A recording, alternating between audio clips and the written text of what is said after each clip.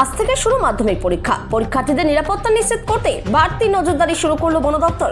জলপাইগুড়ি জেলার মডারঘাট, নাথুয়া, ডায়না সহ বিভিন্ন বনরেঞ্জে বনকর্মীরা বিশেষ উদ্যোগ নিয়েছে। জঙ্গল লাগোয়া প্রত্যন্ত গ্রাম থেকে মাধ্যমিক পরীক্ষার্থীদের নিরাপদে পরীক্ষা কেন্দ্রে পৌঁছে দিতে বন দপ্তরের পক্ষ থেকে গাড়ির ব্যবস্থা করা হয়েছে। বিশেষ করে বন্যপ্রাণীর চলাচল প্রবণ এলাকায় যাতে কোনো রকম অপ্রীতিকর ঘটনা না ঘটে সে বিষয়টি মাথায় রেখে এই ব্যবস্থা নেওয়া হয়েছে।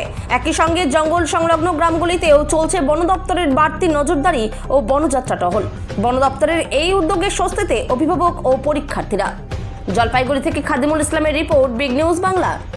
3টে গাড়ি হায়ার করেছি এবং 3টা গাড়ি আমাদের, একটা খয়েরকাটা এবং 2টো আপার ক্লাব এবং প্রয়াগপুর এরিয়াতে থাকছে। তো এই গাড়িতে করে আমরা স্টুডেন্টদেরকে স্কুলে পৌঁছে দিচ্ছি এবং সেখান থেকে নিয়ে এসে বাড়িতে ফিরিয়ে দেবো। মানে কি কারণে এই ব্যবস্থা? যাতে এটা আমাদের কোনো তাদের যে সমস্ত ফরেস্ট এরিয়া আছে ভালনারেবল, সেখানে কোনো দুর্ঘটনা না ঘটে, কোনো হাতির আক্রমণ বা লেপার্ড আক্রমণ না ঘটে ঘটনা, সেই জন্য আমরা এটাকে সতর্কতামূলক ব্যবস্থা হিসেবে আমরা করছি। রিসেন্টলি কি কোনো ঘটনা ঘটেছিল এরকম হাতির আক্রমণ বা চিতাবাঘের আতঙ্ক?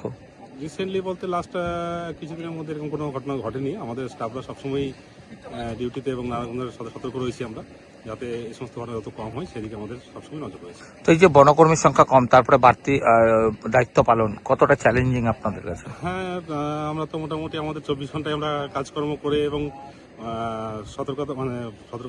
সতর্কতামূলক হিসাবে আমাদের 100% আমরা দিয়ে দিচ্ছি সবসময়। বলছি, কতজন পরীক্ষার্থী আজকে পরীক্ষা বসছে? আমাদের এখানে টোটাল আমার এরিয়াতে 28 to 30 এরকম একটা স্টুডেন্ট আছে, যাদেরকে আমরা 3টে গাড়িতে করে আমরা পৌঁছে দিচ্ছি।